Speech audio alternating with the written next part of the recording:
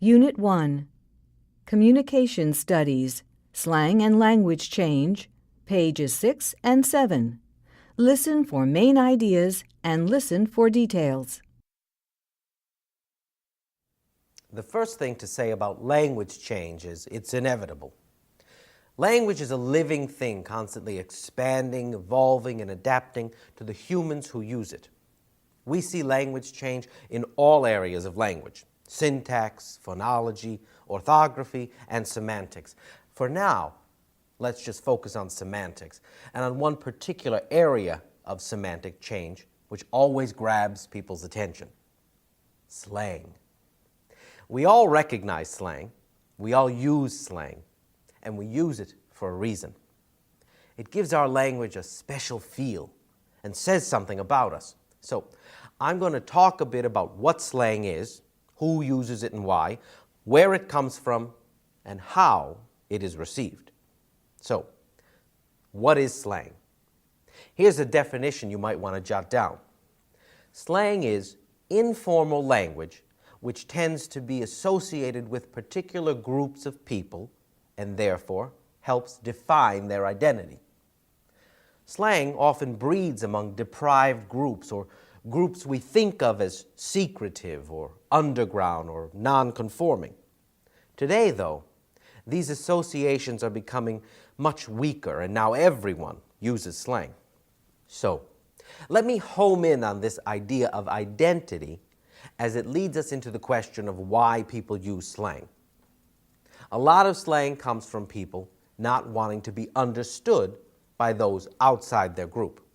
We typically think of using language in order to be understood, but another use of language is to prevent understanding. People use exclusive or private language to give their group a distinct identity. With slang, people can tease one another, enjoy shared experiences, and keep everyone else at a distance. All cultures have groups or subcultures who want to be separate, and yet they want people to know who they are and what they stand for, and slang helps to construct that identity. We can say then that slang reflects the experiences, beliefs, and values of its speakers. By using the slang associated with a particular social group, you're staking a claim to membership of that group. Being in group denotes inclusion or acceptance because you play by the group's rules. Being out group is the opposite. It's being excluded. Ever notice how non-native speakers are so eager to learn slang even before they have a basic grasp of the language? Well, that's because it's a signal of integration, of membership. I speak this language, I belong. In a word, slang is cohesive. Now, let's look at the personal benefits of using slang. First, when you use slang well, you show that you're in tune with the times, that you know what is culturally in fashion and you're part of it. Using slang makes you desirable. The second benefit of using slang is that you demonstrate your mastery of the situation. You become an expert.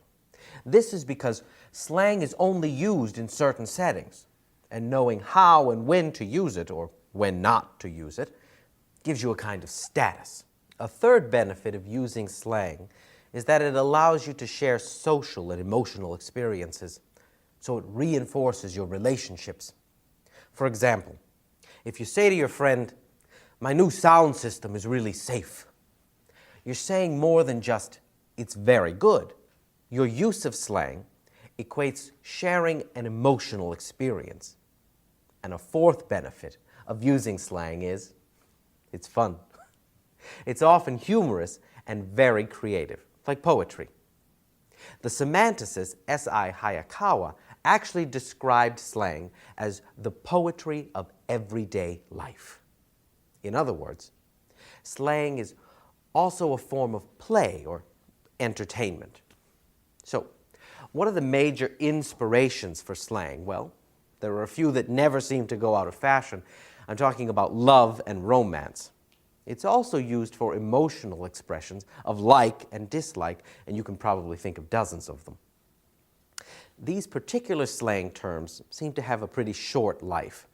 They're being replaced by newer words and phrases all the time, and like I said, if you want to stay cool, you've got to keep up with the changes. But there's another category of slang term that's really taken off recently, and that's the slang of new technology. Things like personal computers, the internet, email, and mobile technology. These things have become one of the richest sources of slang, and there are tons of websites designed to celebrate or decode that slang.